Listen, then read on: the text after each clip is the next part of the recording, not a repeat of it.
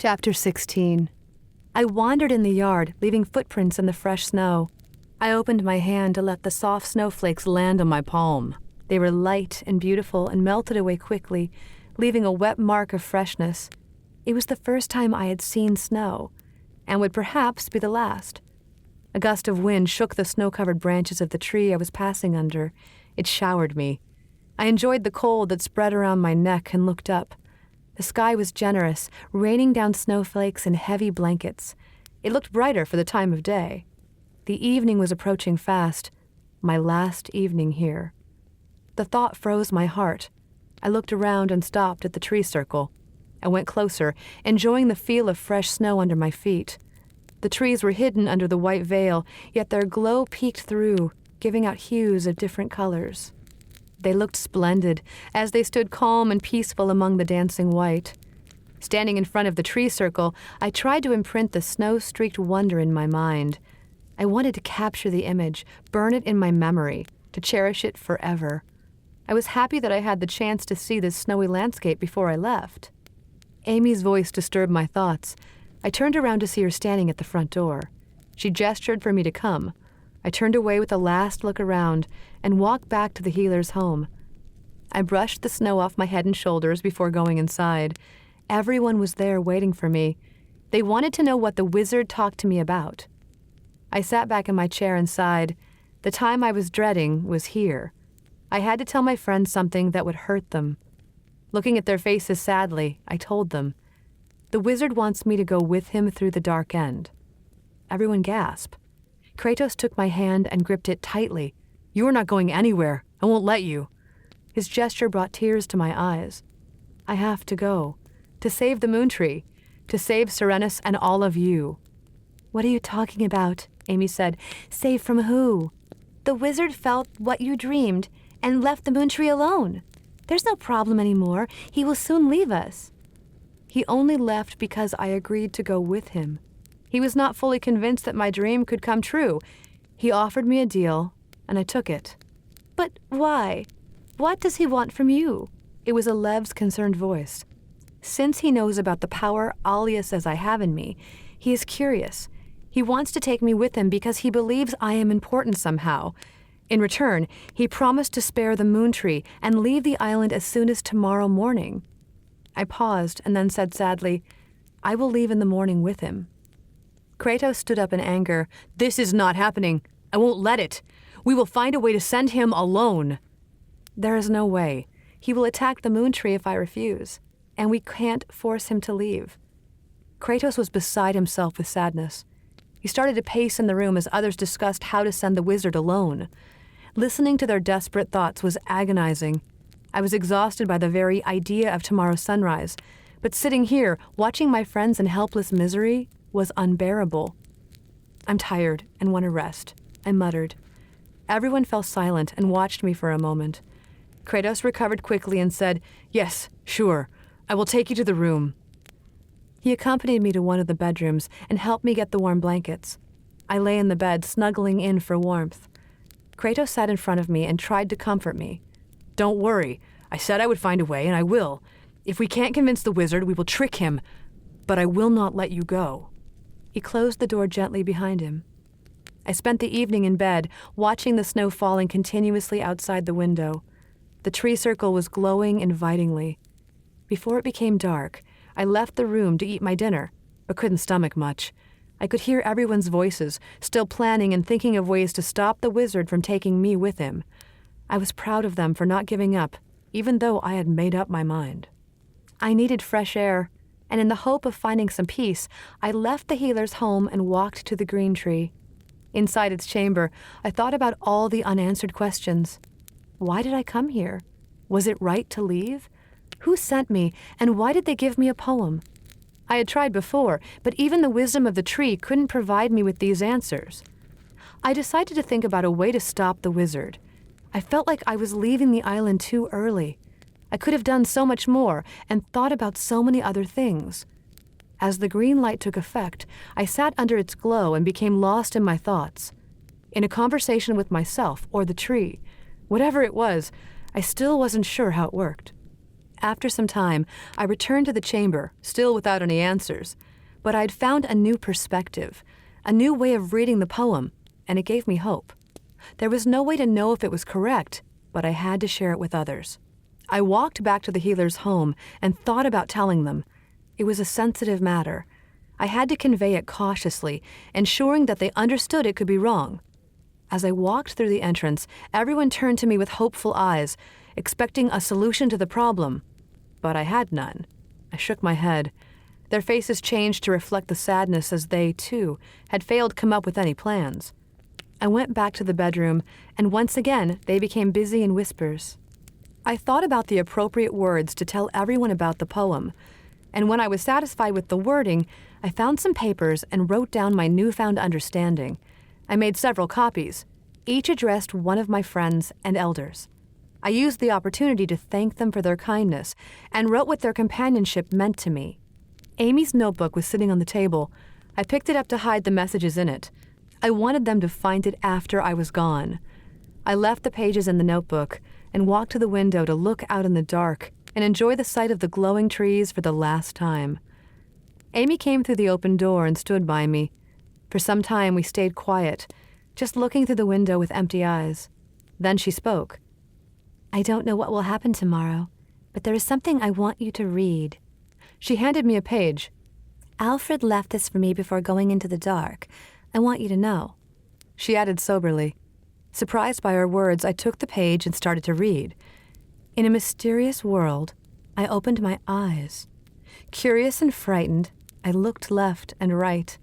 A dream, an instinct, a poem in my heart. And what's on my wrist? A very strange watch. I don't know from where and why I have come. Few threads to follow, and clues only some. The past is lost. Nothing comes to mind. Others came before me and tried to find. Don't get me wrong, they're really kind, but their failure to answer has kept us behind. At every big question, we've nothing to show. Shake our heads, we say, we do not know. Will I be different, or, like others, stay blind? To pull on the right thread, to unravel and unwind, I'll need to think outside the box, because what I seek many have sought. If I am to succeed, find something but not, what would I need? Where should I start? An untried action, not a battle we've fought. An all-new direction, a new line of thought. To find common ground, an understanding profound. I started by looking, observing, and learning. I'm writing it all, whatever I have found. Questions and lessons from all around. Who made this world? Why and for what? A child at play or an engineer at work? We've theories and opinions and numerous guesses. Our stories sow divisions and disastrous messes. Not bringing us together, they keep us divided.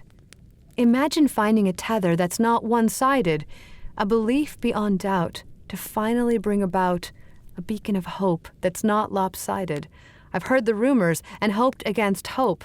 They tell me I'll find it in the lost scroll. An idea, a message, a beautiful goal. The real deal, no tricks, no lump of coal. To unite us where needed, but allow our differences. Leave room for possibilities, but erase all distances. Wholesome and wise conduct for a world exquisite, where goodness is a product, not prerequisite. The idea of an open mind, not vengeful and punishing, accepting all and being kind, beautiful and ravishing. If such a scroll exists indeed, trying to find it a worthy deed. No way to guess if I will succeed. Wish me the best and Godspeed. Everything but you, I'm putting on the line. What else can I give? I hope I'll be fine. I believe in myself. I'll find the scroll, study every bookshelf, defeat every troll. Then, together we will stand on the other side, with the scroll in my hand, but no fear and no pride. But if all goes bad and we never see again, do not be sad and feel no pain. Remember the memories and time spent together. No one can steal it. It's ours forever. In every newcomer of white or black color, in pursuit of the secret, as John or as Egret, in their longing and their passion, whether a he or a she, you'll always find me. I will be missing you until we meet again. Alfred. I couldn't help but feel impressed by the Seren I'd never met. Amy was still looking outside with a blank expression. I reread the poem. Now I had a much better understanding of why Alfred left. I handed the poem to Amy but couldn't say any words. She took the page, patted on my shoulder, and left the room. I went to bed thinking about Alfred's words. On my last day in Serenus, we walked to the dark end in the form of a procession. Every Seren had come to say goodbye, many of them with teary eyes. They knew that I was leaving Serenus so the moon tree could be safe from the power-thirsty wizard. Their open display of gratitude and love melted my heart. They brought small tokens of their love and respect to take with me. It was hard to refuse them, but I couldn't leave with so much when I didn't even know if I was going to a new world or to my death. The only thing that I was taking with me was the pendant from Kratos. He had given it to me during our stay at the Serenus Lodge. I couldn't bear to part with it. The wizard and Qualam were waiting for us at the shore. As we approached them, Qualam ran over to me and said excitedly, "I wasn't sure you would come. Remember, I said that I would do what I believe in? Your words convinced me to take the leap of faith. I am going with you." I frowned at him and looked away. I didn't care if he thought my words were responsible for his decision. Qualam and the wizard were leaving in a boat each. But there was also a third boat full of supplies. Qualam explained, "Just in case the journey is long." Saying goodbye to Eder, Fabio, and Misa was hard. I whispered to them to take care of Kratos for me. They nodded and promised they wouldn't leave him alone. Paris gave me a beautiful round stone and stood by soberly. I thanked her for the gift. Then I turned toward Amy. The moment our eyes met, she broke into tears. I stood there, hugging her without saying a word. She sobbed openly. Then, she took off her ring. It was the ring that had mesmerized me with its unique beauty the first time I saw it. A white translucent sphere with wispy white light was swirling slowly inside. She handed it to me and said, "This sphere was the first moonlight ever captured. It has been worn solely by the healers chosen by it. If it likes a healer, it keeps swirling. If not, the light stays still. It is believed that it is the most powerful moonlight, as it was taken directly from the moon tree bulb the moment it was born. I want you to have it." I hesitated, but eventually agreed.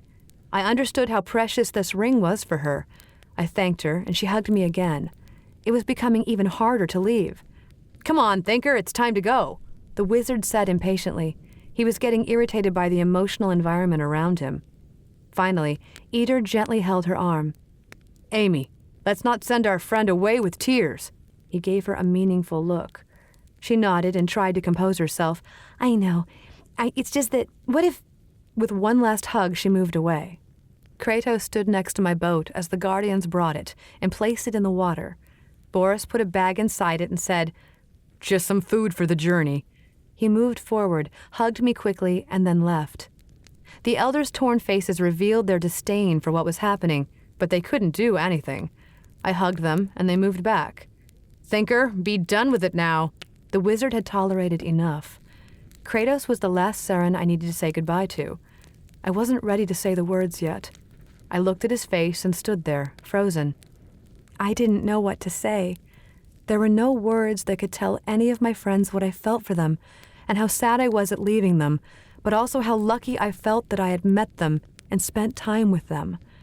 Kratos moved forward and hugged me tightly, whispering in my ear, "Don't worry, just remember what I told you." I was confused. What did Kratos mean by that? Was he going to do something to fight the wizard? A worry popped its head inside me. Everyone else had already stepped back. Unwillingly, Amy, Eder, and Kratos stepped back a few steps. Boris and two guardians carried a rather large bag and awkwardly passed by me to place it in the boat. Boris spoke sheepishly. "We don't know how long the journey could be." The wizard was looking at the dark end, ready to go. He didn't want to wait any longer and came close to Quillam and me and said, "If we leave early, we might reach the next island in daylight. Let's go." Boris stepped forward and, to everyone's surprise, punched Quillam in the face. He screamed in pain as he fell back and started cursing him. Boris moved back. The wizard looked at Quillam and smiled. "What a farewell you have earned, Quillam." The guardians looked at me and nodded. Then they moved toward the wizard and said, "If you want to leave, you can go. No one else is leaving." Something was happening. I looked at them, trying to understand what they were doing. The wizard turned furious. "What are you trying to do? You know I'm too powerful for you. Why do you want to waste your life?" I saw Kratos and Boris go behind the wizard, surrounding him. I looked at Kratos with questioning eyes. What was he going to do? He couldn't possibly fight the wizard, and I didn't want anyone to get hurt. As soon as the wizard realized he was encircled, he spread his arms dangerously, facing the nearby guardian. He strained his muscles like he did on the island under the fall. I was sure he would attack the guardian with a spell. I wanted them to stop wasting their lives in a futile effort and yelled, "Stop this! No one has to suffer! I made a deal with him! I will honor that deal! Step back!" The wizard waited for just a second for the guardians to move back, but they didn't. "All right then, that's enough!" He waved his arm, but nothing happened. In shock, he looked at his hands and tried again. Still nothing. Kratos exclaimed, "It works!" The wizard turned around and faced him and tried the spell on him, but to his dismay, nothing happened. I was as stumped as the wizard. How were they stopping him from using magic? Boris and the guardians pounced on him before he could fly away to escape the uncertain situation. Kratos and Eder held on as guardians opened the large bag from my boat and pulled out a rope.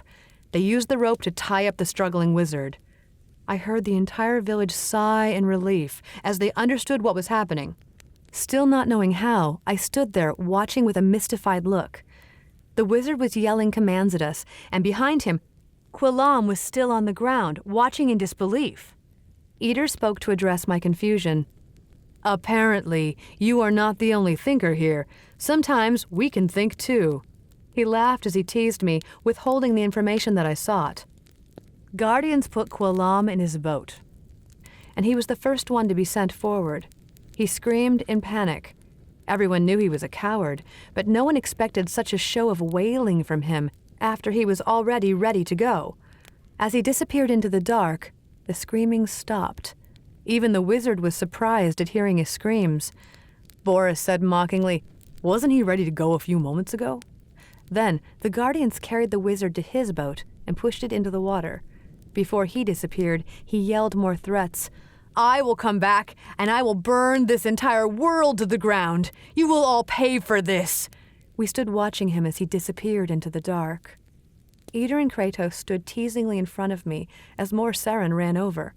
I looked back at them, but they wouldn't tell me how they had pulled this off. I understood what they meant. It was a challenge for me to figure out. I scratched my head, then put my hand on my chin as my friends watched me with mischievous smiles. I felt embarrassed at not being able to come up with an explanation for how they had stopped the wizard's magic from affecting them. Fabio and Misa also didn't know. They begged for answers, but Eder shook his head. Kratos said, "This is for the thinker to think."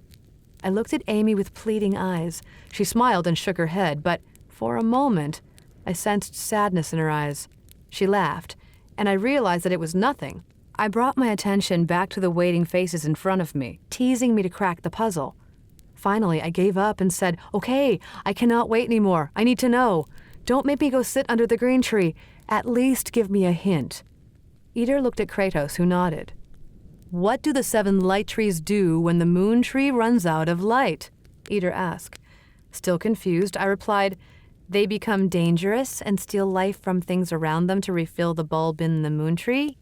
Eder teased, "And what was this wizard's ability?" My jaw dropped as I realized how simple the answer was. I laughed at their clever trick and said, "He did the same as the 7. We just needed some moonlight to stop him from being dangerous." Kratos pulled out a locket from under his shirt. He was wearing the tiny moonlight vial that Faray used to wear and was able to go in and out of the tree under the fall. Eder, Boris, and the Guardians had moonlight vials in their pockets. Fabio and Misa were still thinking with open mouths when Eder finally explained it to them. The wizard could not hurt anyone with moonlight. That's why, in the dream, he was killed by Moontree. Just like the 7 trees, we stopped him from harming us by carrying moonlight vials on us. Kratos added, and when he couldn't use magic, he was just an ordinary Seren. Fabio was nodding excitedly. He understood it now. He came only 2 nights before a full moon, but the night was cloudy. Misa interrupted and completed the joke. Poor wizard, just needed some moonlight in his life. We laughed and thoroughly enjoyed their clever remarks. By now, a whole crowd had gathered around us. I looked to my right and spotted Alev smiling proudly at Eder and Kratos. Then she asked, "And if the thinker couldn't figure this out, who did?" Eder replied, "Last night, we were trying to find a way to trick the wizard. We were thinking out loud, saying many ideas, when Kratos said the wizard is able to steal the life out of living things. Then Amy said, just like the 7 trees do without the moonlight. Then I said, how do we stop his ability? What could be his weakness? And Kratos said, just like the 7 trees, and then we screamed the answer together, the moonlight." The elders and the Seren surrounding us laughed heartily and shook their heads. Alev held my hand. I looked at her.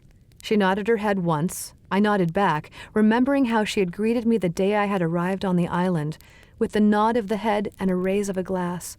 She said teasingly, "Picked a name yet?" Everyone laughed again.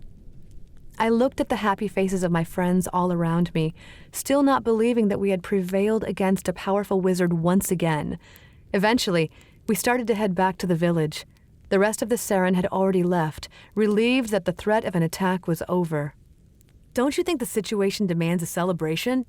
Let's go to the village center and celebrate," Fabio suggested. Everyone agreed, and we began to walk away toward the village. A loud splash made our heads turn. We froze as we saw Amy pushing a boat toward the dark end. She had gone to pick up my bag from the boat. I was so happy in the excitement of our success that I didn't see her push it into the water. Everyone gasped as we watched her get in the boat and head toward the dark barrier. We ran to her, but she was already in the current.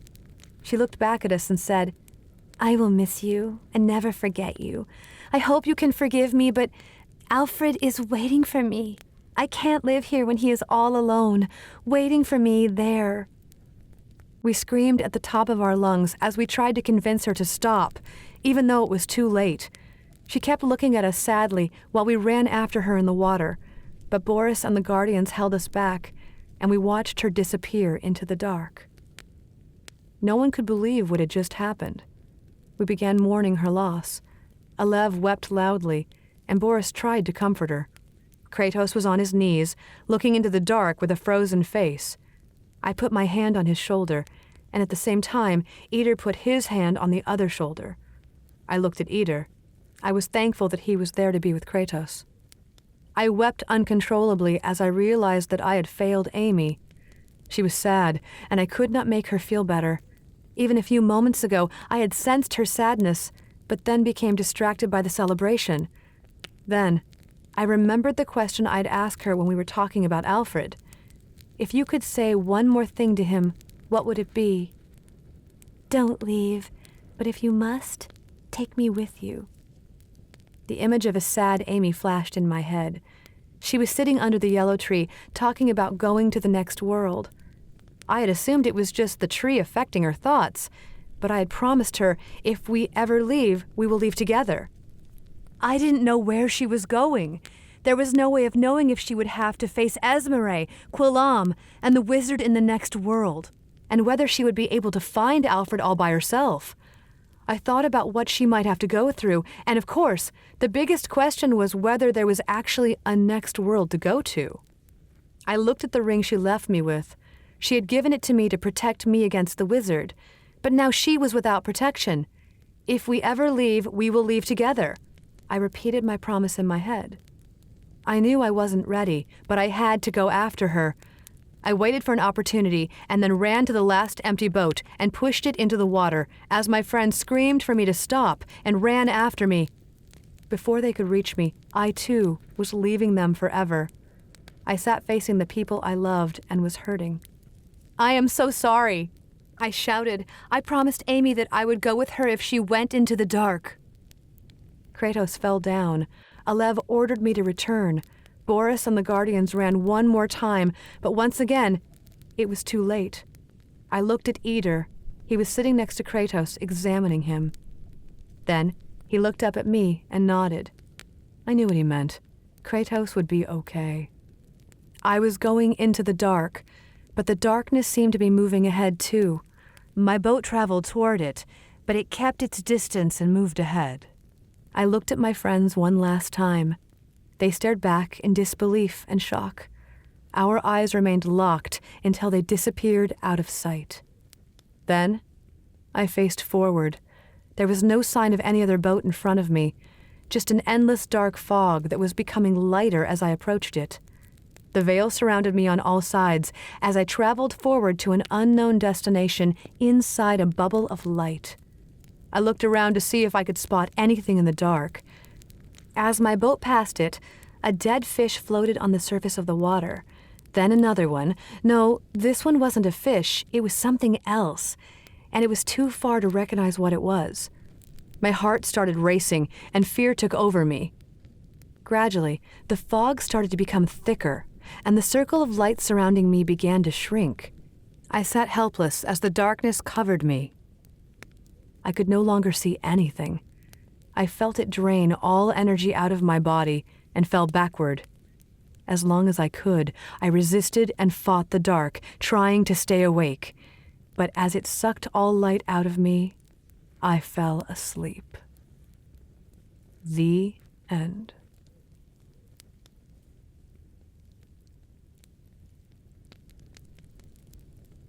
This has been Serenus, The Lost Scroll Book 1, written by Penn Anon, narrated by Shauna Pennington Baird, copyright 2022 by Fact and Lore Publishing, Inc., production copyright by Fact and Lore Publishing, Inc.